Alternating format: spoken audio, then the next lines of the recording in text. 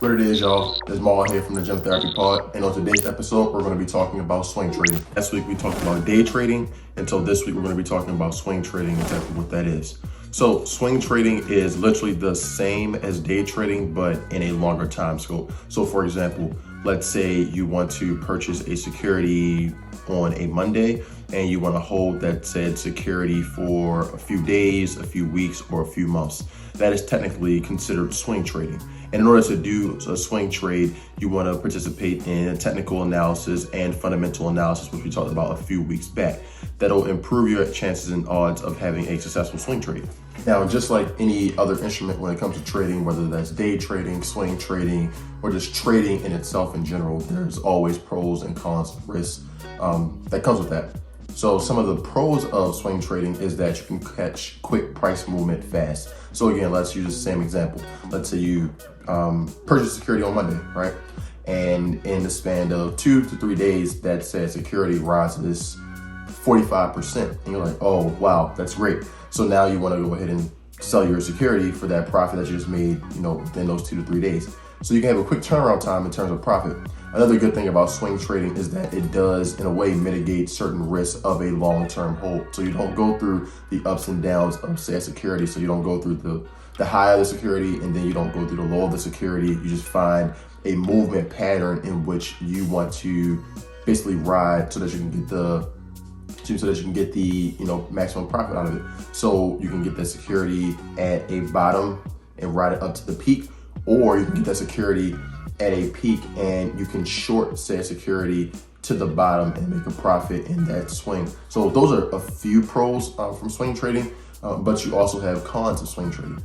It can be the exact opposite. Let's say you purchase that security and it's going up and you're like, oh, perfect, but something can affect it quickly, right? News can strike literally that day, that hour, that minute, which can affect that particular security in a negative fashion, and your particular trade just drops down dead into the water. So now you've lost all of your money, or you've lost a great chunk of your money because news have affected it.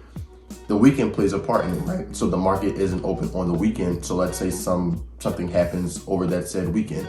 I remember one time that I think something was going on at one of the plants and they had an explosion which negatively affected that said security, but we couldn't do anything about that over the weekend because the market is closed. So that's like a big con. You have weekend activity that happens which can affect your swing trade. You aren't holding for a long duration of time. Although you can hold a swing trade technically for days, a few months, or a few weeks, within that time span, a lot of things can happen that can affect that said security, as opposed to holding for the long term where you basically ride all of that out.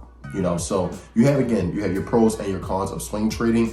You can be extremely profitable in the short term of a swing trade, or you can be negatively affected in, again, the short term of a swing trade if not done properly. Before we close out, I do want to give an example of a great swing trade that happened in December. So Meta, actually, their security or their stock, their price was down, I think 30-40%. It was down bad. And so in December, Mark Zuckerberg had made an announcement or made an effort saying, we're not necessarily going to scrap Web3 or scrap the metaverse, but we're going to redirect what we're doing in terms of our company. So obviously they did a RIF, so they got rid of employees.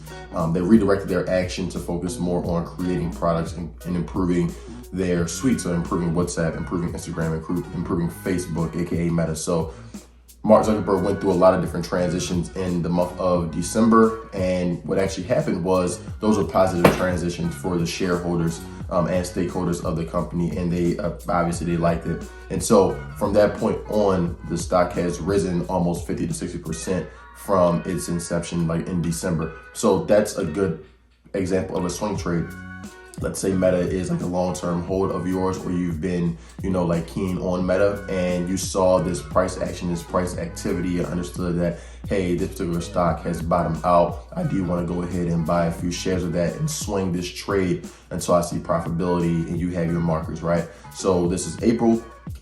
That was like 4 to 5 months ago where that happened. Again, that's still in the realm of a swing trade.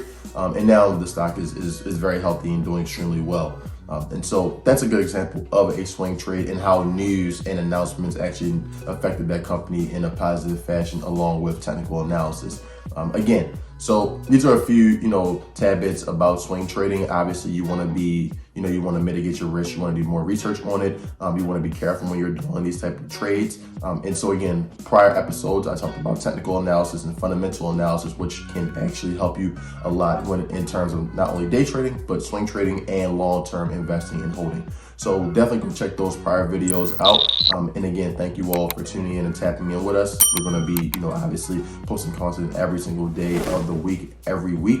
So like, subscribe, share, comment, send that to a friend, tell them to send it to a friend. Again, thank you. And I'll see you all next week on another episode of Technical Tuesday.